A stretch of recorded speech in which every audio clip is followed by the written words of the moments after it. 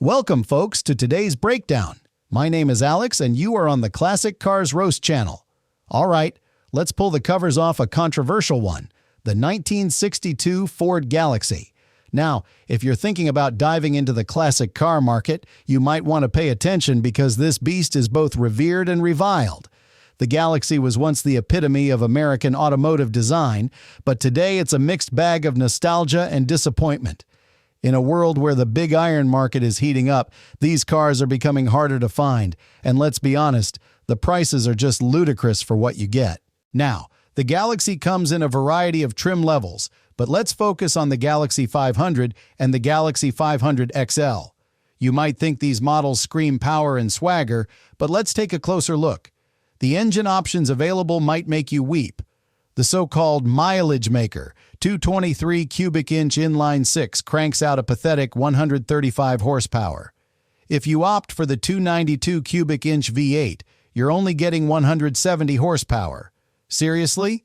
Fast forward to the 352 cubic inch V8, and you get a little more respect with 220 horsepower, albeit still weak sauce compared to what was possible back in the day. And let's not even get started on the compression ratio of 7.6 to 1.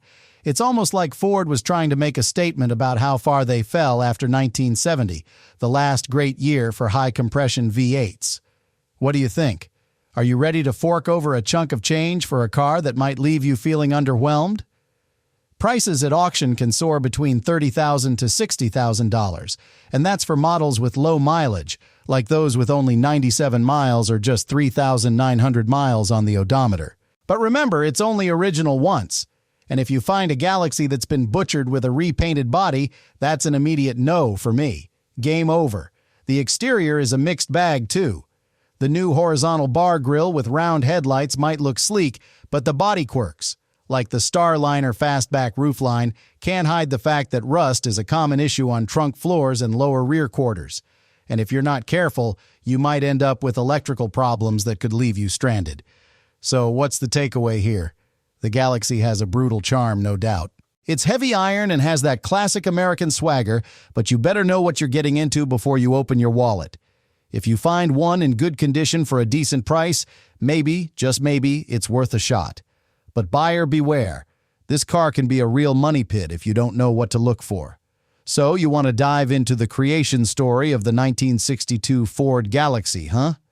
Buckle up because it's not going to be a joyride. This car emerged from a time when the American auto industry was on the brink of a severe identity crisis. The 62 Galaxie is part of the second generation, a model that tries to straddle the line between bold innovation and the impending malaise that would soon choke the life out of American muscle. Now, let's get real here. The early 1960s were supposed to be the golden age of horsepower, the era when high-compression V8 engines ruled the roads. But by the time the Galaxie rolled off the production line, the high-compression dreams were slowly being suffocated. Sure, you could still get some decent power, but it was a shadow of what it could have been. The standard 300 horsepower from the big block engines sounds great until you realize that the average compression ratio was a laughable 7.6 to 1. If you think that's going to set your heart racing, you're in for a rude awakening. The design? Well, it attempted to capture the sleek, sexy lines of the space age, complete with the Starliner fastback roofline. But let's be honest, the aesthetic charm is like putting lipstick on a pig. The car was dressed to impress, but still relied on the same tired engineering principles that would soon lead to its downfall. The new horizontal bar grille was a nice touch, but it's like putting a fancy coat on a broken-down horse. When it launched, Ford was desperately trying to keep up with the competition from General Motors and Chrysler, who were busy pushing the limits of what these cars could be. The Galaxie was supposed to be a full-size contender, but it often felt like a half-hearted attempt to push the envelope. Sure, you had options like the Galaxie 500 and Galaxie 500 XL, but let's not kid ourselves. This was a desperate bid to grab attention in a market that was rapidly evolving and not in Ford's favor. Production quirks? Oh, you bet. The Galaxie was notorious for its shoddy build quality. You'd think a car of this stature could at least boast some solid craftsmanship, but common rust spots in the trunk floors and door bottoms said otherwise. And let's not even get started on the electrical gremlins that plagued these beasts. In short, the 1962 Ford Galaxie is a car that embodies the struggle of an industry at a crossroads. It's a bittersweet reminder of what was once possible, but ultimately, it's a mere footnote in the story of American automotive greatness. So what do you think? Are you feeling the charm, or is it just a sad tale of missed opportunities? All right, folks, let's talk about the exterior of the 1962 Ford Galaxie. And spoiler alert, it's not exactly a masterpiece. The first thing that jumps out is the color palette. You've got options like raven black, chestnut, and that oh-so-daring pagoda green. But come on, does anyone remember the last time these colors actually looked good on the road? It's like Ford threw a bunch of paint on a wall and said, "Yeah, that'll do." And let's not forget the heritage burgundy that might as well be called "I've given up on life."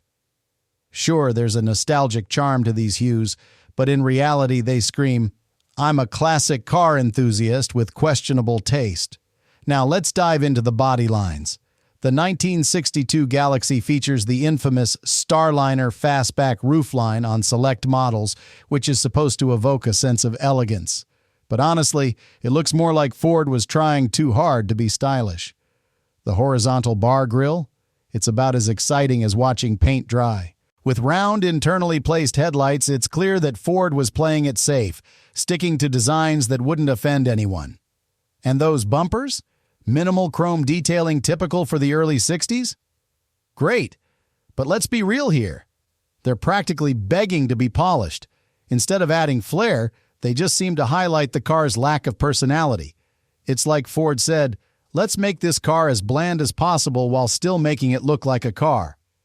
Moving on to the body quirks, the Galaxie has its fair share of rust spots that could double as a modern art installation. Trunk floors, lower rear quarters, and door bottoms are all prime candidates for that lovely rust treatment. And good luck finding one without electrical issues. Failing generators, alternators, and fuse box problems? Pass. So what's the takeaway here? The exterior of the 1962 Ford Galaxie is a classic case of "it used to be better." It's a sad reflection of what happens when a car manufacturer decides to play it safe and cater to the masses. If you're looking for a vehicle that stands out in a crowd, this isn't it. If you want a car that screams personality and character, keep looking, because this Galaxie is just another vintage car that's lost its luster. Would I buy this? Not a chance. All right, folks, it's time to take a deep dive into the interior of the 1962 Ford Galaxie. Now, I'm not one to sugarcoat things, so brace yourselves. The first thing that greets you when you open the door is a smell that can only be described as a mix of old leather, cheap plastic, and whatever that mysterious liquid is that seeps from the dashboard over the decades. It's not exactly inviting, is it? Now, the dashboard layout is your classic symmetrical design, featuring a central speedometer flanked by ancillary gauges. You know, it tries to give off that modern feel for its time, but let's be real. It's about as exciting as a bowl of plain oatmeal. The plastic is flimsy, and those gauges, they might as well be decorative art pieces for all the reliability they offer. When you think about it, what good is a speedometer that can't be trusted? That's an immediate red flag for me. Comfort, you ask? Well, if you enjoy sitting on bench seats that have all the support of a soggy sponge, then you're in luck. The Galaxie offers those plush bench seats as standard, but if you're feeling fancy, you can opt for bucket seats in the Galaxie 500 XL. But let's not kid ourselves. Even those bucket seats are more about style than comfort. They have more body roll than a drunken sailor and leave you wondering if you just came back from a long road trip or a torture chamber. And speaking of options, the Galaxie does have a few tricks up its sleeve. You can get a padded dashboard, what a luxury, right? And a two-tone interior color scheme that might distract you from the horrendous build quality. But here's the kicker. When you've got comically thick door seals trying to hide poor panel gaps, you start to realize that these options are really just lipstick on a pig. Now turn your attention to the steering wheel options. You can choose between a standard plastic wheel or the fancier deluxe wheel with an optional horn ring. Fancy, huh? It's like choosing between a paper plate and a slightly less flimsy paper plate for your barbecue. Overall, the interior of the 1962 Ford Galaxie is a mixed bag of nostalgia and disappointment. It's as if Ford was trying to remind us of the good old days while simultaneously dragging us into the malaise era with its lackluster design and build quality. For me, the interior is a major letdown, and I wouldn't spend a dime on a car that doesn't offer a comfortable and inviting space. Would you? Now let's cut to the chase and dive deep into what really defines the character of the 1962 Ford Galaxie, the engine. This is where the magic, or more accurately the mediocrity, happens. Ford offered a range of engines back then, but let's be real, none of them are going to set your world on fire. The base engine was a 135 horsepower, 223 cubic inch mileage maker inline six. Mileage maker? More like mileage taker. This pitiful power output is a slap in the face to anyone who craves excitement behind the wheel. Stepping up, we have the 292 cubic inch V8, which cranks out a grand total of 170 horsepower. I mean, come on. For a car like this, you'd expect something that could at least make you feel alive on the road. But no, it feels more like being gently nudged into a nap. Then there's the 352 cubic inch V8, which boasts a standard 220 horsepower and an optional 300 horsepower. You'd think, finally, we're getting somewhere. But let's not kid ourselves. This is still a far cry from the high-compression V8s that were standard before 1970, when the malaise era began to strangle performance like a bad hangover. And let's not even get started on the numbers. The 390 cubic inch V8, which should have been the crown jewel, offers 300 horsepower as standard. But it's that optional 375 horsepower that gets the heart racing, until you realize it's simply not enough to redeem the rest of the lineup. With a compression ratio of a laughable 7.6 to 1, the engine struggles to muster any semblance of urgency, leaving you wondering if you should just take a nap instead. What about the legendary 406 cubic inch V8? Ah, the mythic power of the past. With horsepower figures ranging from 385 to 405, this is where the Galaxie finally starts to show some muscle. But even here, the performance is pedestrian compared to what we had just a few years earlier. You could get a respectable 0 to 60 miles per hour in around 6 seconds, but how often will you be able to tap into that without feeling like you're pushing a boulder uphill? So, what's the verdict on the engine? It's a mixed bag of disappointment and fleeting glory. The engines in this car are a testament to the decline of American muscle, and for me, the mediocrity is a deal breaker. If I were in the market for a classic ride, I'd pass on this one. Would you be willing to roll the dice on such an underwhelming powertrain? All right, folks, it's time to talk about the unsung hero of the 1962 Ford Galaxie, the transmission and rear axle. Now, if you've got a soft spot for classic cars, you know that the transmission can make or break the driving experience. And let me tell you, the Galaxie had some serious options that deserve your attention. First off, we have to give credit to the Cruise-O-Matic automatic transmission. It was the best Ford could muster at the time, but let's be real here. It's not even in the same league as the Turbo-Hydromatic 400, which is universally acknowledged as the best automatic transmission ever built. The Cruise-O-Matic can be a bit clunky, and if you're looking for smooth shifts, you might be left wanting. If you want to feel the power of a classic engine, you'll want to opt for the manual transmission. Ford offered both a 3-speed manual and a 4-speed manual. Now that's where you could really connect with the car, but remember, it's a bit of a gamble. When it comes to the rear axle, the choices here are as diverse as your uncle's fishing stories. You had options typically ranging from a 3.0 to 1 to a 4.11 to 1 ratio, depending on your engine and transmission package. These ratios are crucial. They dictate how the car performs on the road. A higher numerical ratio means better acceleration but poorer fuel economy, while a lower ratio gives you better cruising but leaves you wanting when you hit the gas. What's the deal with these rear axles? Well, if you buy a Galaxie with the higher rear axle ratio, you're in for a bit of fun. You can really feel the power from those beefier engines, especially if you're packing that 300 horsepower 390 cubic inch V8. But don't get too carried away. The steering system in these cars tends to wear out over time, and you might find yourself wrestling with an erratic wheel. And let's not forget about the common rust spots. Lower rear quarters and door bottoms are notorious troublemakers.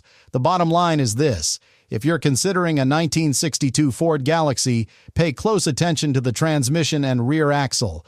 These components can make your ride either a joy or a nightmare. My advice? If you're going to buy one, find a model with a solid rear axle ratio and a manual transmission. Trust me, it'll make all the difference. If you're like me, you want a car that connects you to the road, not one that feels like a boat on a choppy sea. And with a little luck, you might just find a Galaxie that's worth your time and money. Now, if you thought the engine situation was a disaster, hold on to your hats because the suspension and brakes are here to take the cake for sheer mediocrity. First off, let's talk about the suspension setup.